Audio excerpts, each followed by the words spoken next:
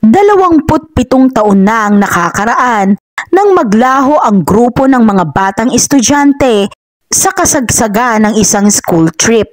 Naglaho na lamang sila ng walang bakas, kaya ang mga pamilya nila ay sadyang naghinagpis. Pinagsususpetsahan ng mga otoridad ang isang lalaking guro na posibleng may kinalaman sa nangyari, pero wala silang makitang katawan at ilang leads lang ang kanilang nakuha. Sa katagalan, dahil sa kakulangan ng ebidensya, ay tuluyan ng lumamig ang investigasyon.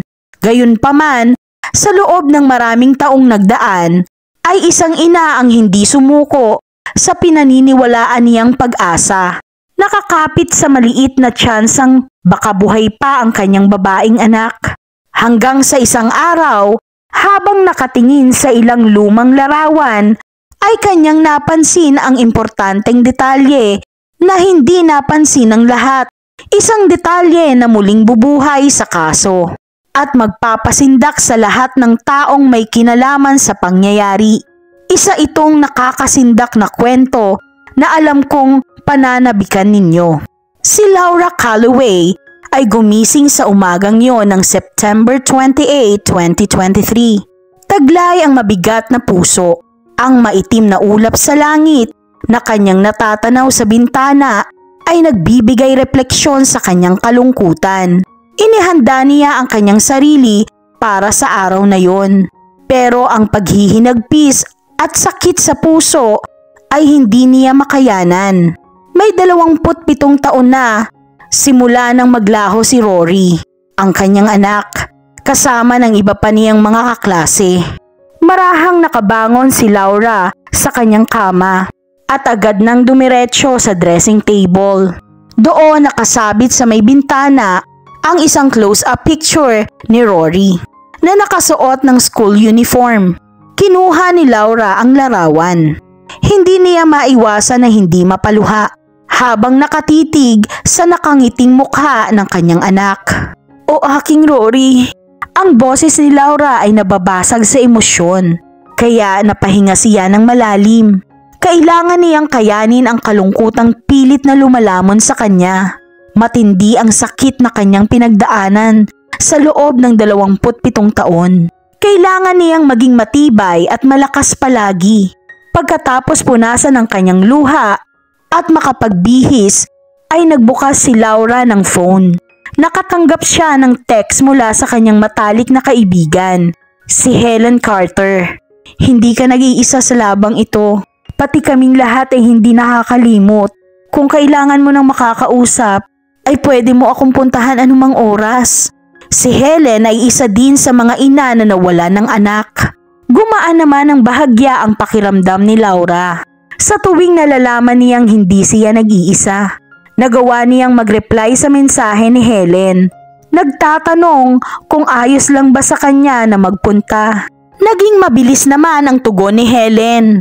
Bago umalis, ay dumiretso muna si Laura sa kusina para kunin ang ilang pakete ng lavender tea at isang garapon ng cookies mula sa kanyang koleksyon. Hindi naman niya papayagan na madalaw ang kanyang kaibigan ng walang dinadalang kahit na ano, kahit pa matagal na silang magkaibigan. Pagkalabas ni Laura ng kanyang bahay, ay naglakad na siya papunta kay Helen. Si Helen ay naging isa sa iilang mga tao na totoong nakakaunawa sa sakit ng kanyang pinagdadaanan.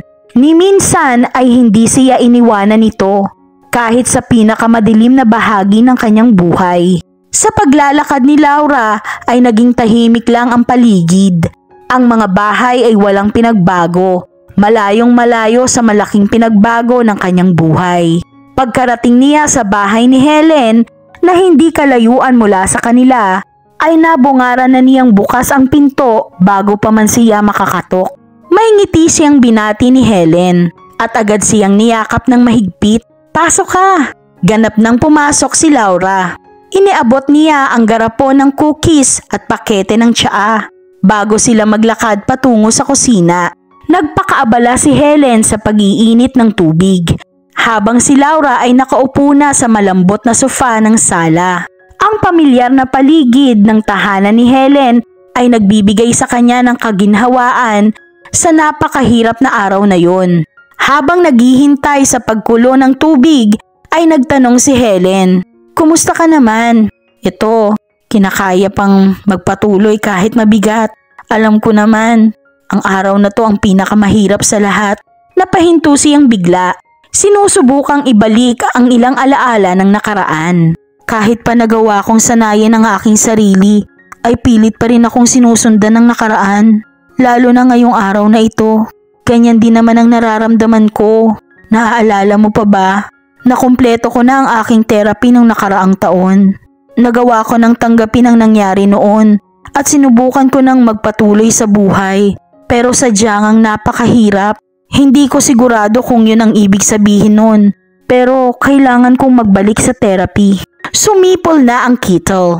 Nagsalin si Helen ng mainit na tubig sa 2 baso. Agad yung dinala sa coffee table sa harap ng sofa. Ang nakakapagpakalmang halimuyak ng tsaa ang pumupuno sa hangin na nagbibigay kapayapaan sa pumapagitnang kalungkutan ng dalawa.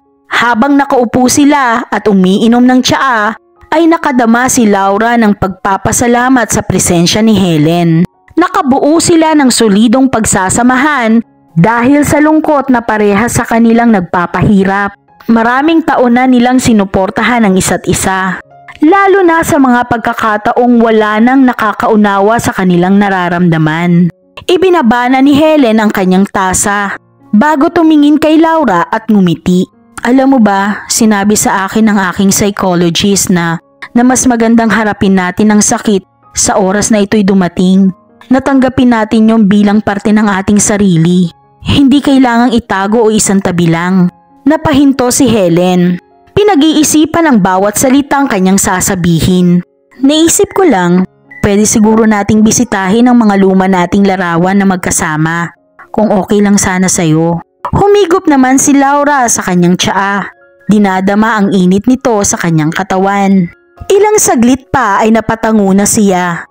"Mukhang maganda yung naisip mo." Tumayo si Helen at naglakad papunta sa TV cabinet. Kinuha niya doon ang isang photo album. Nagbalik siya sa sofa at naupo sa tabi ni Laura.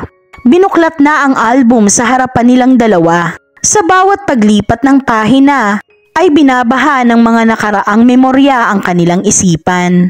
Naroroon ang mga larawan ng masasaya nilang nakaraan. Simula sa unang pag-iiskwela ng kanilang mga anak hanggang sa mga pagdiriwang na nagawang pagsamahan ng kanilang mga pamilya. Ang dalawa ay nagkakwentuhan at nagtatawanan. Binabalikan ang masasayang alaala ng nakalipas. "Naalala mo pa ba yung araw kung kailan nagsimula si Rory at Sally na mag-aral sa school na yan?" Tanong ni Laura habang nakaturo sa larawan ng kanilang anak na parehas pang nakasuot ng uniform. Tumango si Helen at napangiti. "Grade 5 sila niyan, diba? 2 taon pa lang umiiral ang eskwelahan na yan noong mga panahong yun." "Tama yon. Naalala ko kung gaano kaliit ang silid ng panahong yun. Nagsimula sa 6 na estudyante pero lumawak yun hanggang sa dumami.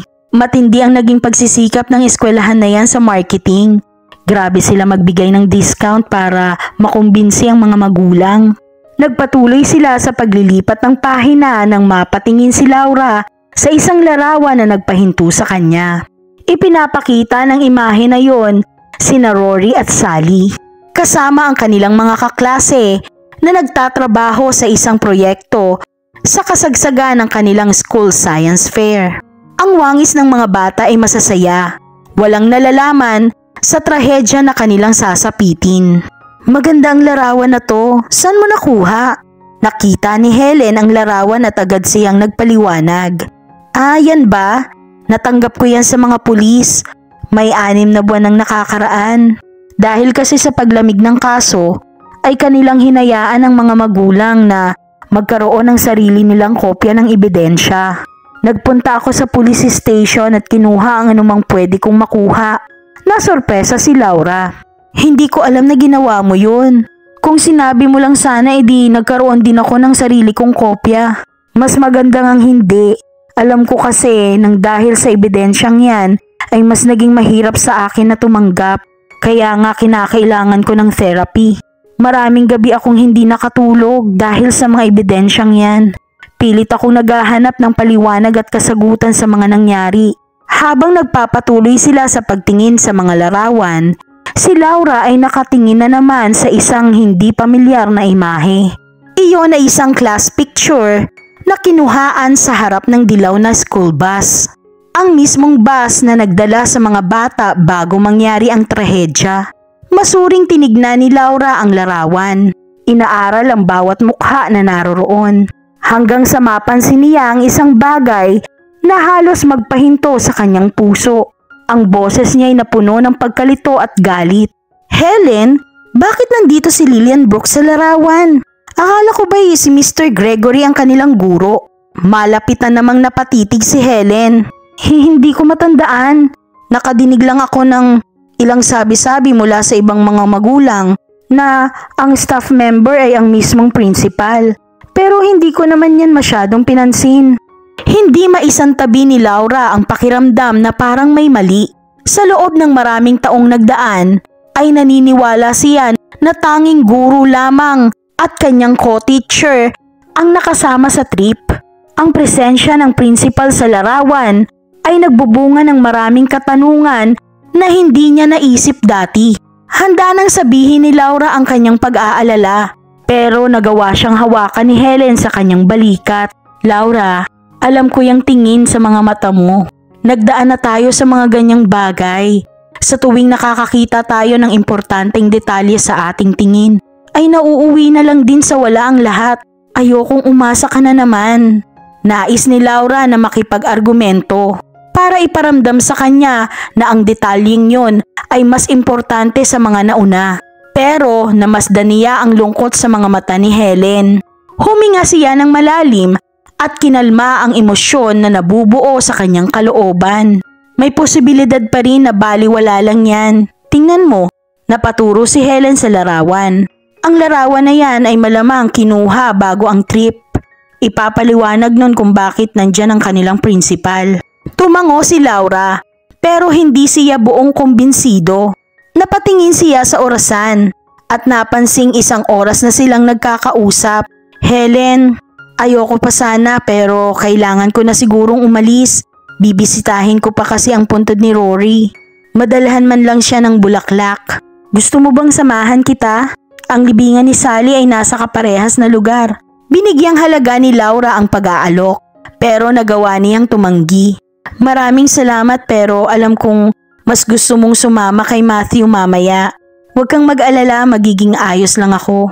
Naghanda si Laura sa paglisan. Nagawa pa niyang huminto at mapalingon kay Helen.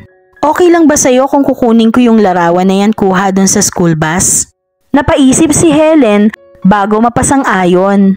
Ipangako mo lang sa akin, Laura, na hindi ka magpapa-apekto ng sobra. Sinigurado naman ni Laura ang kanyang kaibigan na siya'y magiging maingat. Pagkatapos lisanin ang bahay ni Helen, ay nagpunta na siya sa may bus station. Maging doon ay hindi niya mabaliwala ang pakiramdam na may importante siyang bagay na natuklasan. Ang imahe ni Principal Lillian Brooks habang nakatayo sa likod ng mga estudyante bago ang trahedya ay nag-aapoy sa kanyang isip. Isang bahagi ng pangyayari na hindi umaayon sa mga nalalaman niya. 27 taon na ang nakakaraan. Habang nag-aabang ng bus na maghahatid sa kanya sa Kabayanan, kung saan naroroon ang flower shop na kanyang bibilhan, ay napagitnaan si Laura ng kanyang pagnanais na alamin ang katotohanan. Sa kabila ng takot na muling manumbalik ang sakit ng nakaraan. Ang mga ulap sa kalangitan ay nagdidilim na. Nagbabadya ng umulan ng napakalakas. Tahimik siyang nagdasal na sana'y wag munang matuloy ang sama ng panahon. Hanggat hindi pa siya nakakabisita sa sementeryo. Habang nakaupo sa loob ng bus ay naging malayo ang kanyang pag-iisip. Hawak pa rin niya ang larawan. Napapatingin sa imahe ng kanyang anak at kanyang mga kaklase. Habang inaaral ang larawan ay mas lalong dumadami ang tanong sa kanyang isip. Ang mga salita ni Helen ay nagpapabalik-balik sa kanyang isipan na huwag masyadong umasa. Hindi lang talaga maisantabi ni Laura ang pakiramdam na talagang may bagay na hindi tama. Bakit may ilang magulang na nagsasabing kasama ang principal sa trip, habang ang iba na gaya ko ay nagsasabing guro lang at support staff ang kasama ng mga bata? Ipinagmamalaki niya ang kanyang sarili bilang aktibo at mapanghimasok na magulang. Uma-attend sa bawat events at nagpapakita, kahit sa mga school trials at hearings, kung saan ang mga magulang ng biktima ay nakikipag-usap ng katarungan sa korte. Papaano niyang mapapalampas ang ganong klase ng detalye nang hindi niya napapansin? Nagawa niyang ilabas ang kanyang phone. Taglay pa rin niya ang personal na numero ng mga pulis na nag-iimbestiga noon. Hindi niya alam kung maaalala pa siya ng mga ito. Ano man ang maging resulta, ay nagawa pa rin niyang tumawag. Ang unang pagtawag niya ay hindi nasagot, kaya muli niyang sinubukan, pero wala pa rin. Naisip ni Laura na magmensahe na lang. Pero ano ba ang kanyang sasabihin? Hi, alam kong maraming taon na ang nakalipas, pero kailangan ko sana ng tulong ninyo. Naaalala niyo pa sana ako. Hindi na rin nagawang isend ang mensaheng yon. Ayaw niyang ipakita ang kanyang desperasyon. Binulsa ni Laura ang kanyang phone. Ang bus naman ay biglang napahinto. Napasilip siya sa labas at bigla niyang naalala ang paligid. Malapit ang daang yon papunta sa bahay ng principal. Isang bagay na nagpakilabot sa buo niyang katawan. Nagahalo na ang memorya na inaakala niyang naibaon na sa limot. Bago pa man magsara ang pintuan ng bus, ay nagawa na niyang lumabas ng may pagmamadali. Habang nakatayo sa gilid ng kalsada kung saan siya bumaba, ay labis niyang kinainisa ng kanyang sarili. Bakit ba niya ginagawa ang ganong mga bagay? Wala naman lang siyang ideya kung ang principal ay doon pa rin nakatira sa dati niyang address. Maraming taon na rin ang nakalipas. Ang susunod na bus ay aabutin ng 20 minuto bago dumating. Kaya naisipan ni Laura na ituloy na lamang ang kanyang plano. Dahil naroroon na rin siya, nagsimula si Laura sa paglalakad. Ang mga mata niya'y naging masuri sa paligid. Marami na ring nagbago, kaya sinubukan niyang alalahanin ang lahat. May mga bahay na napapabayaan na, at may ilang bahay din na bagong tayo lamang. Matapos ang ilang sandali ng paglalakad, ay ganap na siyang napaharap sa bahay ni Lilian. Ayon sa kanyang pagkakatanda, naobserbahan niya ang paligid. Ang hardin ay maayos at naaasikasong mabuti. May isang kotse din na nakaparada. Hindi sigurado ni Laura kung pagmamay-ari yon ni Principal Brooks o kung doon pa rin siya nakatira. Habang nag-aalinlangan sa paligid ng kalsada, ay kanyang napagtanto na hindi pa niya nagagawang kausapin si Mrs. Brooks ng matagalan. May araw noon makalipas ang trahedya kung saan nagbabahagi ang principal sa kanya ng pakikiramay. Nagkausap din silang sandali noon sa istasyon ng pulis. Maraming taon nang nakalipas. Bukod doon ay hindi na sila nagkausap pang muli. Huminga ng malalim si Laura. Naglakad siya sa harapang pintuan at kumatok. Tumitibok ang puso niya ng malakas, pero lakas loob siyang nag-abang. Wala naman siyang natanggap na tugon. Nang naisipan niyang umalis na lang habang naiinis sa kanyang sarili, ay kanyang napansin ang 2 babae na naglalakad. Ang isa sa babaeng yon ay mahigit 30 taong gulang na, habang ang isa ay mas matanda, mas nalalapit sa edad ni Laura. Habang naglalakad ay napatingin ang 2.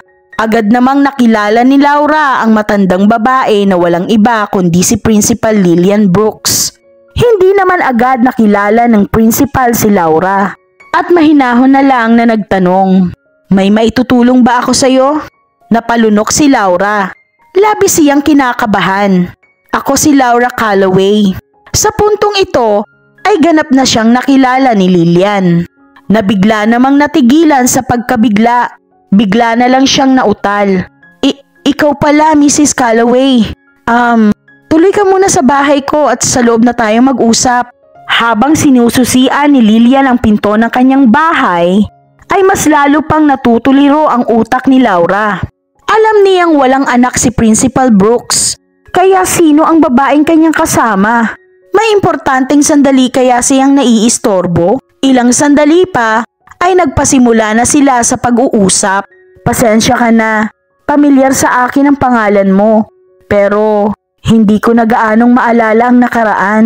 Malalim na huminga si Laura. Ako po ang ina ni Rory. Rory Calloway. Ang anak ko ay kabilang sa grade 5 class ng 1996. Isa siya sa mga naglaho dahil sa trip na yon. Namutla bigla ang principal at tila nahirapan na siyang ngumiti.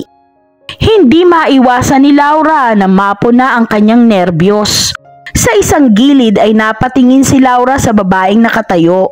Hindi man siya parte ng pag-uusap ay nagagawa niyang magmasid. Kinaya pa rin ni Lilian ang magsalita. Mrs. Calloway, hindi na ako ang principal ng eskwelahan. Kung nakikita mo naman, maaga akong nagretiro.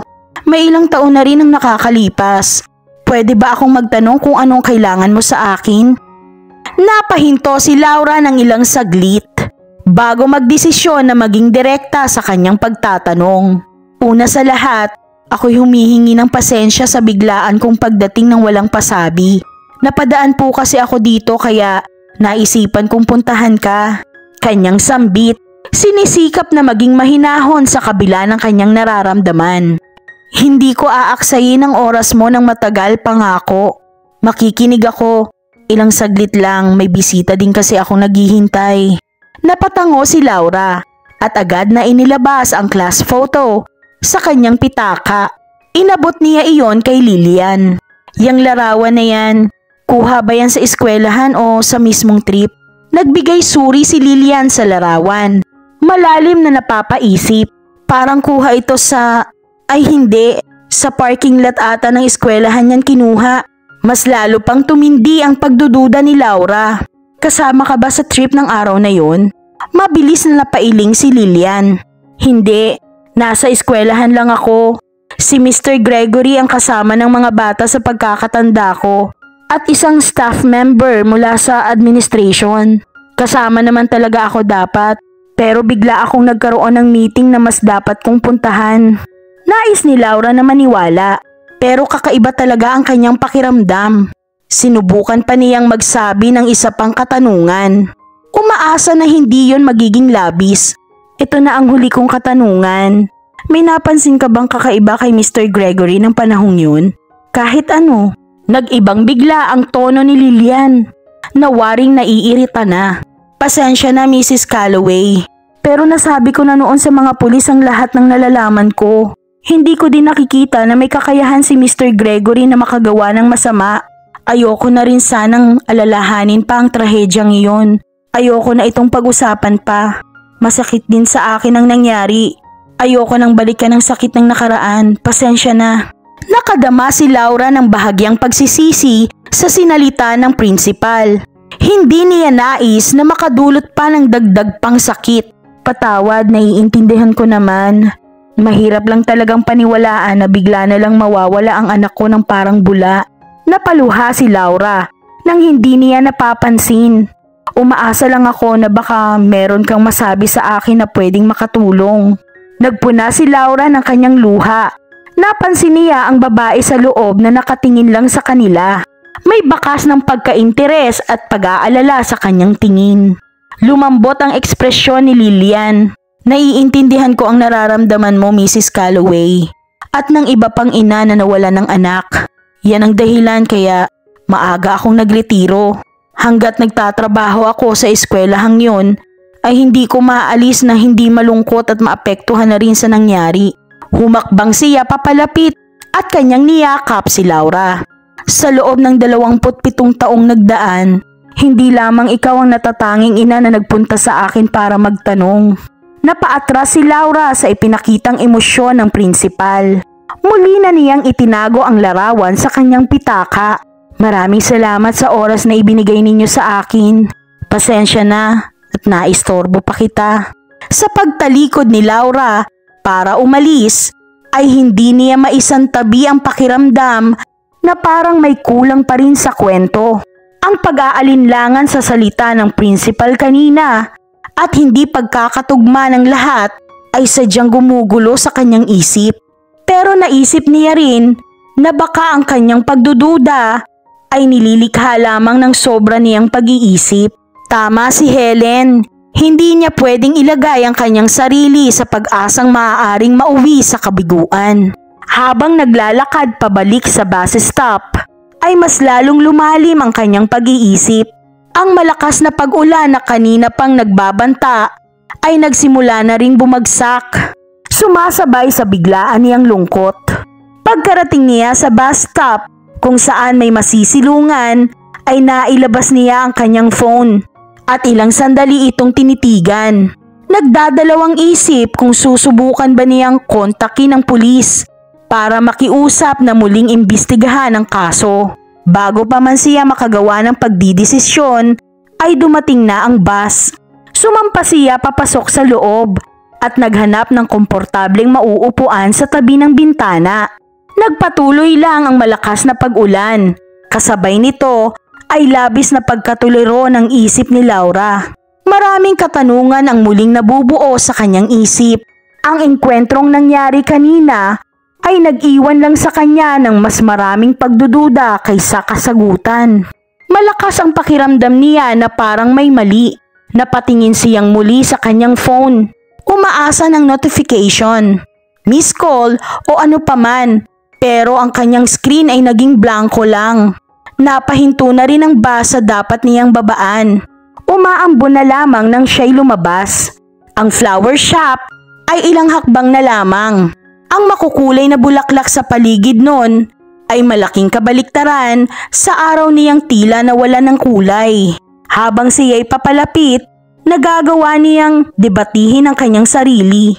Kung susubukan ba niyang tumawag muli. Nagtatanong kung meron pa bang pagbabago. Pagkatapos nilang magkausap ng prinsipal, ay malabong makakuha pa siya ng bagong impormasyon. Pagkatapos ng malalim na pagbuntong hininga, ay naitago na niyang muli ang kanyang phone. Tama nga siguro si Helen. Baka sinasariwa ko lang ang mga sugat na matagal nang naghilom para sa wala. Gayunpaman ay nahihirapan pa rin siyang isantabi ang kanyang pakiramdam. Ang nerbiyos na ipinakita ng prinsipal at ang kakaibang presensya ng babae sa kanyang tahanan ang nagpapabalik-balik sa kanyang isip. May mga bagay doon na parang hindi tama. Huminga si Laura ng malalim at dumiretso papasok sa flower shop. Medyo nabasa na siya ng ulan, pero di na niya yon pansin. Hindi na yon importante para sa kanya. Ang pagkakaiba ng malamig na hangin sa labas at mainit na temperatura sa loob ay mabilis niyang naramdaman. Sinalubong siya ng sariwang amoy ng mga bulaklak sa paligid. Nakilala naman siya agad ng florist na nagngangalang Sarah. Mrs. Calloway. Hello Sarah, nandito ako para sa usual kong order. Habang nagsisimula si Sarah na manguha ng bulaklak, ay nagbigay suri naman si Laura sa koleksyon ng shop. Hindi kamahalan ngayon ang klase ng mga bulaklak, hindi gaya ng dati, na kanyang ikinadismaya. Nagpaliwanag naman si Sarah nang mapansin ang kanyang ekspresyon. Pasensya na, mahirap kasing humanap ngayon ng mapagkukunan ng bulaklak. Naapektuhan ang mga supplier ko ng paiba-ibang panahon. Napatango si Laura. Naiintindihan ko Sarah, pero may maganda pa rin naman tayong mapipili para sa puntod ni Rory. Habang nagpapatuloy si Sarah sa pagkukumpol ng bulaklak, ay nagbukas muli ang pintuan ng shop. Napalingon si Laura at kanyang nakita si Helen kasama si Matthew, ang kanyang asawa. Ang tingin nila ay nagkasalubong. Dito na po na ni Laura ang pag-aalala sa wangis ng kanyang kaibigan. Laura, akala ko ba'y mas maaga ka sa aking magpupunta dito? May nangyari bang hindi maganda? Natigilan si Laura. Hindi alam kung papaano niyang sasabihin ang nangyari kanina. May iba lang akong pinuntahan. Huwag mo nang isipin yun. Masaya akong makita na magkasama kayong muli. Masaya din ako na makita ka Laura. Kumusta ka naman? Bago nakatugon si Laura ay ganap nang nagbalik si Sarah na may kargang maraming bulaklak. Mrs. Calloway, gusto niyo po bang kayo na ang magsaayos nito? Gaya ng usual niyong ginagawa o ako na lang po? Maraming salamat Sarah, pero ako na lang ang gagawa. Sina Helen at Matthew ay namili na ng sarili nilang mga bulaklak para sa puntod ni Sally. Habang ang mag-asawa ay abalang nagkakausap, ay tila lumayo naman ang isip ni Laura.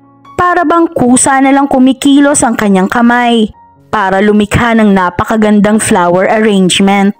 Muling nagbalik ang isipan ni Laura kay Lilian. Nagdadalawang isip kung sasabihin niya kay Helen ang nangyari. Pagkatapos niyang talian ng ribbon ang kanyang bouquet, ay napansin na ni Laura si Helen na nakatingin sa kanya. Ang ganda naman ng pagkakaayos na ginawa mo, Laura. Tiyak kong magugustuhan niya ni Rory. Napaluha si Laura nang madinig ang pangalan ng kanyang anak. Maraming salamat. Silang tatlo ay naglakad papunta sa counter para bayaran ang kanilang mga bulaklak. Si Sarah na ang nagbalot ng bouquet ni Helen. Nakikita naman ni Laura ang labis na bigat at lungkot na dinarama ng kanyang kaibigan. Pero meron ding senyales ng pagtanggap, isang pakiramdam na kinakainggitan ni Laura. Helen, may bagay sana akong sasabihin sa'yo. May pagka-interes na nakinig si Helen. Ano yun, Laura? Pagkatapos kong lisanin ang inyong tahanan ay nagawa kong puntahan si Mrs. Brooks. Ginawa mo yun? Bakit? Bago siya makapagpaliwanag, ay inabot na ni Sarah ang kanilang nakabalot na bouquets. Hiling ko po na maging magaan ang araw ninyo ngayon. Pinasalamatan siya ni Laura bago sila tumalikod at lumabas ng shop. Nang mapansin ni Laura ang pag-aalala sa tingin ni Helen, ay napagtanto niya na kailangan na niyang magpaliwanag. Pero kailangan siyang maging handa sa kanyang sasabihin. Bago pa sila maglakad sa gilid ng kalsada, ay tuluyan ng napahinto ang ulan. Nagdesisyon si Matthew na magpunta sila sa sementeryo ng magkakasama. Habang papunta sila sa pinagkakaparadahan ng sasakyan ni Matthew, ay naisip ni Laura na kailangan na niyang maibahagi ang kanyang nalalaman. Gayunpaman, habang hawak ang bouquet niya ng bulaklak, ay labis siyang nagkaroon ng pag-aalinlangan. Kung talaga bang handa na siyang tanggapin ang anumang kahihinatnan ng ginawa niyang paghahalukay sa nakaraan. Nang makasakay na sila sa kotse ni Matthew, ay mas lalong napuno ang isip ni Laura ng mga hindi masabing katanungan. Nangamba naman si Helen para sa kanya. Laura, ano bang dahilan mo at nagawa mo pang puntahan si Mrs. Brooks? Ano bang inaasahan mong matuklasan? Naging maingat si Laura sa pagpili ng salita na kanyang sasambitin. Hindi ko lang maisantabi ang pakiramdam ko na talagang may mali sa class photo. Yan ba yung hiningi mo na larawan sa akin? Ano naman ang tungkol doon? Tinanong ko siya tungkol sa larawan na yon at sinabi niyang nakunan nga yon sa eskwelahan bago ang trip. Pero nung una, Helen, ay parang iba ang nais niyang sabihin. Naagad na lamang niyang ibinaling sa iba ang dahilan. Para bang itinama niya yung sarili niya ng bigla at sinabing nakunan yun bago sila umalis. Malakas ang pakiramdam ko na meron siyang tinatago. Si Matthew ay napatingin kay Laura sa salamin. Laura, 27 taon na ang nakakalipas. Madalas pinaglalaruan na lang tayo ng ating isip dahil siguro sa trauma na pinagdaanan natin. Napatango si Laura. Kinikilala ang kanyang punto. Naiintindihan ko naman. Pero nang magpunta ako sa bahay ni Mrs. Brooks, ay nakita ko ang isang babae. Hindi siya pamilyar sa akin pero parang may alam siya sa pinag-uusapan. Pagkatapos ng ilang saglit na katahimikan ay nagsalita si Helen. Ang boses niya'y naging mahinahon at malinaw. Nauunawaan ka namin, Laura. Maging kami ay nais din ang kasagutan kung ano ang nangyari noon. Pero matagal na tayong gumawa ng paraan. Gaya ng dati, nung sinabi mong nakakita ka ng koneksyon sa pagitan ng bus driver at lumamig na kaso ng Oregon. Bahagyang nahiya si Laura nang maalala yon. Nagpalipas siya ng ilang linggo noon para maghanap ng anumang ebidensya. Pero wala siyang natagpuan kahit ano. Naiiba ito. Maniwala kayo sa akin. Tahimik na nagpatuloy ang kanilang biyahe papunta sa sementeryo. Si Laura ay napapatanaw na lang sa bintana. Pagkarating nila sa gate ng sementeryo, ay binasag na ni Matthew ang katahimikan. Nag-aalala lang kami sa iyo, Laura. Ayaw lang namin na mas lalo kang masaktan. Pasensya na kayo. Hindi ko maisantabi ang pakiramdam ko. Sina Rory at Sally, maging ang iba pang mga estudyante ay nangangailangan ng higit pa sa pagtanggap lang. Nais din nilang lumabas ang katotohanan. Mahigpit na hinawakan ni Helen ang kanyang kamay. Sang-ayon ako, pero kung minsan, ang katotohanan ay hindi natin pwedeng malaman. At yan ang dapat nating aralin sa ating buhay. Pagkaparada ni Matthew ng kanyang kotse, ay nakadama si Laura ng matinding bugso ng emosyon. Alam niyang may punto ang sinabi ng kanyang mga kaibigan. Pero ang engkwentrong nangyari sa kanya kanina kay Mrs. Brooks, ang siyang nagbuka sa pintuan na matagal nang nakasara. Naglakad na sila patungo sa sementeryo. Una nilang tinungo ang puntod ni Rory. Lumuhod si Laura para ipatong ang dala niyang bouquet. Marahan niyang hinawakan ang lapida ng kanyang anak. Mas dumagdag sa sakit nila ang realidad na walang nilalaman ang kanilang puntod. Ang lapida ay nagsisilbing paalala lang sa lahat ng nangyari at sa lahat ng hindi nila nalalaman. Muli siyang napatingin sa lumang larawan na kanyang nakuha, nakatitig sa imahe ng kanyang anak. Ang sakit sa kanyang puso ay biglang nanumbalik habang inaalala ang memorya ng nakaraan. Ang pagtawa ni Rory, ang kanyang paglalambing para makakuha ng atensyon, at kung papaano siya humalik bago magsabi ng pamamaalam. Hinayaan na lang ni Laura na tumulo ng malaya ang kanyang luha. Tumayo si Laura para lumapit sa kanyang mga kaibigan nang meron siyang mapansin. Sa mga puntod kung saan naroroon ang puntod ng mga batang nawawala, ay nakita niya ang isang figura. Tinignan niya iyon at kanyang nakilala. Yun din mismo ang babae na nasa bahay ni Mrs. Brooks. Hindi siya basta napadaan lang. Nakatayo siya doon at nakatitig lang sa isang puntod. Nagtaka ng sobra si Laura. Nagkataon nga lang ba ang lahat? Saglit niyang isinantabi ang kanyang pagluluksa. Inobserbahan ni Laura ang babae sa bahaging yon ng sementeryo, kung saan nahihimlay ang mga alaala ng mga nawawalang bata. Maraming pamilya ang pumili sa sementeryo dahil maayos ito at hindi nalalayo sa kabayanan. Bumilis ang tibok ng puso ni Laura. Bigla na lang siyang napatapik sa balikat ni Helen. Sandali lang, magbabalik ako kaagad. Bago pa man makapagsalita si Helen at Matthew, ay nilapitan na ni Laura ang nakatayong babae. Una niyang napansin ang pag-iyak ng babae. Nanginginig ang kanyang balikat habang nakatayo sa harap ng isang puntod. Pasensya na sa istorbo. Napatingin ang babae at agad siyang nakilala. Tinindigan naman ni Laura ang kanyang sarili. Ikaw yung nakita ko sa bahay ni Principal Lillian Brooks, di ba? Bahagyang napatango ang babae para bang nais niyang tumakas. Pasensya na talaga, hindi ko nais manghimasok. Umiling ang babae. Hindi, okay lang, regular naman akong pumupunta dito sa lugar na to. Ako din naman, usual akong nabisita ng maaga. Ngayon lang talaga ako natagalan. Napatingin si Laura sa kanyang relo. 4:00 na ng hapon. Nagsimula si Laura sa pagtatanong. Sino nga pala yung dinadalaw mo? Kapamilya ka rin ba ng isa sa mga nawalang estudyante 20 years ago? Animoy nagdalawang isip ang babae sa pagsagot at siya'y napatango na lamang. Ang hindi niya pagkakomportable. Kaya hindi siya masyadong nangulit. Nang mapatingin siya sa lapida, ay nakita niya roon ang isang larawan na nakapwesto malapit sa lapida. Nilabo na ng panahon ang imahe, pero nasisilayan pa rin niya ang wangis ng isang batang babae. Agad na napansin ng babae kung saan nakatingin si Laura, kaya lumuhod siya para kunin ang larawan. Niyakap ito ng madiin sa kanyang dibdib. Papatawad, hindi ko nais manghimasok sa pribado mong buhay. Namasdan niya sa mga mata ng babae ang labis na pag-intindi. Napaatras na lang si Laura at naghanda ng umalis. Nang bigla siyang tawagin ng babae. Sandali lang, bakit ka nga pala pumunta sa bahay ni Mrs. Brooks kanina? Napahinto si Laura sa biglaang tanong na yon. Agad niyang inobserbahan ang ekspresyon ng babae at higit pa sa pagka-interes ang nilalaman ng kanyang tingin.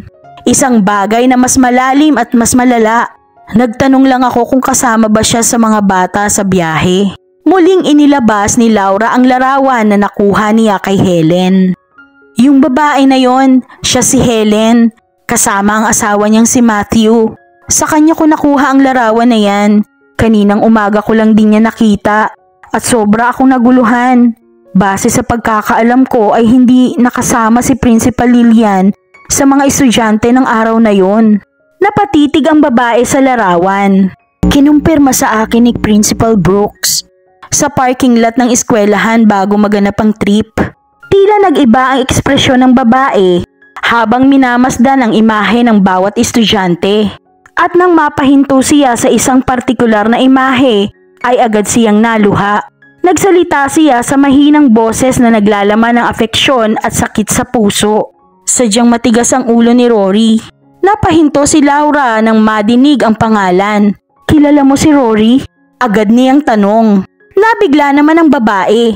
Hindi inaakala na maaapektuhan si Laura sa kanyang sinabi. Ako ang ina ni Rory. May emosyon niyang salita. Bakit? May nalalaman ka ba tungkol kay Rory? Mas lalong naguluhan si Laura sa nangyayari. Sino ka ba? Ikaw ba ang babaeng yan? Tanong ni Laura habang nakaturo sa larawan. Mahigpit na hinahawakan ng babae. Naging mabilis naman ang pagsagot ng babae. Hindi, madadama mo ang takot sa kanyang boses na parang meron siyang itinatago. Walang problema, hindi mo kailangang matakot. Isa ka ba sa mga nakaligtas? Napailing ang babae at bigla na lang nataranta. Ang mga bagay na ito ang mas lalong nagpatindi ng pagdududa ni Laura. Ramdam niya na isa iyong pagsisinungaling. Nagkakamali ka lang siguro, hindi ako ang nasa larawan. Pagpupumilit ng babae, kahit nasisilayan na ni Laura ang komplikasyon sa kanyang tingin. Pero sigurado akong ikaw yan. Napaatras na lang ang babae. Hindi mo na naising makilala ako. Mas maganda yon para sa mga taong nasasangkot. Pakiusap. Pagmamakaawa ni Laura. Dama mo ang desperasyon sa kanyang boses. Kailangan ko ng kasagutan. 27 years naging misteryo sa akin. At sa iba pang mga magulang ang pagkawala ng aming mga anak. Taon-taon akong nagpupunta dito para alalahanin ang memorya ni Rory. Napaluha si Laura ng todo. Naninikip ang kanyang puso sa paghahanap ng kasagutan. Kung may nalalaman ka, ay nais ko lang naman yung malaman. Parang awa mo na. Gusto ko lang malaman kung anong ginagawa mo sa bahay ni Mrs. Brooks. Imposible namang anak ka niya. Dahil wala naman siyang anak. Pakiramdam ng babae ay para bang nahinto ang mundo sa kanyang paligid. Sasabihin ko na, isa nga ako sa mga nawawalang estudyante at nakaligtas ako sa trahedya. Hindi makapaniwala si Laura sa kanyang nadinig. Nagpakilala na rin ang babae sa pangalang Audrey Whitman. Natandaan ni Laura ang kanyang pangalan. Nabasa na niya ang pangalang yon sa isang lapida dahil sa marami niyang beses na pagbisita. Alam ba ng pamilya mo na nabubuhay ka? Hindi, kaya nga hapon na ako nagpupunta dito. Tuwing umaga kasi nabisita ang aking mga magulang. Bakit hindi ka umuwi? Dahil masyado akong bagsak. Mahabang istorya. Hindi mo naman kailangang ibahagi ang lahat. Pero nakikiusap ako sa'yo. Makipag-usap ka sana sa mga pulis. Hayaan mong makunan kanila ng testimonya. Agad nang umalma si Audrey. Hindi sinabi sa akin ni Mrs. Brooks na marami lang akong pamilyang masasaktan. Nabigla si Laura sa kanyang nalaman. Sa tinagal ng panahon, alam pala ni Mrs. Brooks na buhay ka at nagawa pa niyang pahinain ang loob mo. Hindi mapaniwalaan ni Laura ang lahat. Bakit niya ginawa yun? Pinagkatiwalaan ko siya. Nagawa na ring umamin ni Audrey. Siya na lamang ang nag-iisang nakakaunawa sa sakit na aking nararamdaman. Audrey, kailangan mo kaming tulungan. Malaking bagay ang maitutulong ng testimonya mo. Baka yan ang magiging susi ng katotohanan. Napatingin si Audrey sa kanya ng direkta. Dinadama ang kanyang sinseridad. Sigurado ka? Oo, makakatulong ka sa mga pamilya ng biktima. Kaya nakikiusap kami sa'yo. Matapos ang ilang sandali ng katahimikan, ay naisaloob na rin ni Audrey ang sinasalita ni Laura. Huminga ng malalim si Audrey at naglabas ng phone. Tama ka nga siguro. Ginawa ko na dapat ang desisyong ito noon pa. Pero laging pinapahina ni Mrs. Brooks ang aking loob. Naniniwala akong may sarili siyang dahilan. Tumawag si Audrey sa mga otoridad. Habang nag-aabang sa pagdating ng mga otoridad, ay nakaramdam si Laura ng matinding desperasyon. Audrey, may alam ka ba kung nasaan ang anak ko? Naging malungkot ang ekspresyon ni Audrey. Anong ibig mong sabihin? Nasaan siya? Sa puntong ito ay lumapit na si Helen at Matthew. Ang tensyon ay naging makapal nang mapagtanto ni Audrey na may isa pang pamilya ng mga biktima ang paparating. Ano bang nangyari, Laura? Akala ko ba sandali ka lang? Sino ba yung kausap mo? Kinalmahan ni Laura ang kanyang sarili. Helen, Matthew, siya si Audrey Whitman. Nasa bus siya nung araw na yon. Nung araw na mawala ang ating mga anak. At isa siya sa mga nakaligtas. Bago pa man makatugon ang mag-asawa, ay nadinig na nila sa malayo ang malakas na pagsirena ng mga otoridad. Kinakabahan ng sobra si Audrey. At ang unang nasa isip niya ay tumakas. Nagawa siyang sabihan ni Laura, Audrey, kung mahal mo bilang kaibigan sina Rory at Sally, ay nanaisin din nilang masabi mo ang katotohanan. Namasdan ni Audrey ang desperasyon sa mga mata ni Laura at ng mag-asawa. Pasensya na, sige magsasalita ako, pero sa istasyon na lang. Ilang sandali pa ay may 2 pulis nang dumating. Si Audrey ang una nilang nilapitan. Kinukumpirma ang ginawa niyang pagtawag. Sino ka? Audrey Whitman po ang pangalan ko. Kasama ako sa mga batang nawala. 27 taon na ang nakakaraan. Nagkatinginan ng 2 pulis sa kanilang nadinig bago rumadyo sa kanilang istasyon. Nag-ata sila ng system check sa kanyang pangalan. Habang nag-aabang sa kumpirmasyon, ay natuon ang 2 pulis sa 3. Kailangan namin kayong imbitahan sa istasyon. Hindi tayo pwedeng mangistorbo dito. Sumunod si Audrey sa pulis papasakay sa police mobile. Sina Laura, Helen at Matthew ay dumiretso sa sarili nilang sasakyan. Habang nasa loob ay hindi mapigilan ni Laura ang kanyang sarili. Hindi ninyo mapapaniwalaan ang nangyari. Kanyang pagsisimula. Nagawa niyang ibahagi ang lahat kina Helen at Matthew. Ang revelasyon patungkol kay Audrey. Ang sikretong kaalaman ng prinsipal ay nagtutugma na sa duda na kanyang nararamdaman. Bakit sinikreto ni Mrs. Brooks ang ganong klaseng impormasyon? Tiyak akong may malalim siyang dahilan. Kung ano man ang dinadalang impormasyon ni Audrey ay malamang mahalaga yon at maaari niyang ikapahamak. Pagkarating nila sa police station ay agad nang pumasok ang 3. Nabungaran ni Laura si Officer Jensen, ang pulis na sinusubukan niyang tawagan. Napatingin siya sa kanyang ginagawang papeles at marahan na silang nilapitan. Pasensya na Mrs. Calloway, kung hindi ko nasagot ang inyong tawag. Meron kasi akong kaso na hinahawakan ngayon. Magkahalong frustration at pagmamadali naman ang naramdaman ni Laura. Officer, kailangan seryosohin ninyo itong kasong ito. Napag-alaman namin na may nakaligtas sa trahedya na yon. At nakahanda na siya ngayong magbigay ng testimonya. Kung totoo yan, ay bubuksan nating muli ang kaso. Si Audrey ay pinasunod na papunta sa kwarto kung saan siya tatanungin. Sa pagsara ng pinto, ay wala nang nagawa si Laura kundi ang magdasal. Nasanay magkaroon si Audrey ng tapang na magsabi ng katotohanan. Nasa sandaling yon ay mabigyan sana ng kasagutan at magpapatapos sa paghihirap ng mga pamilyang naapektuhan.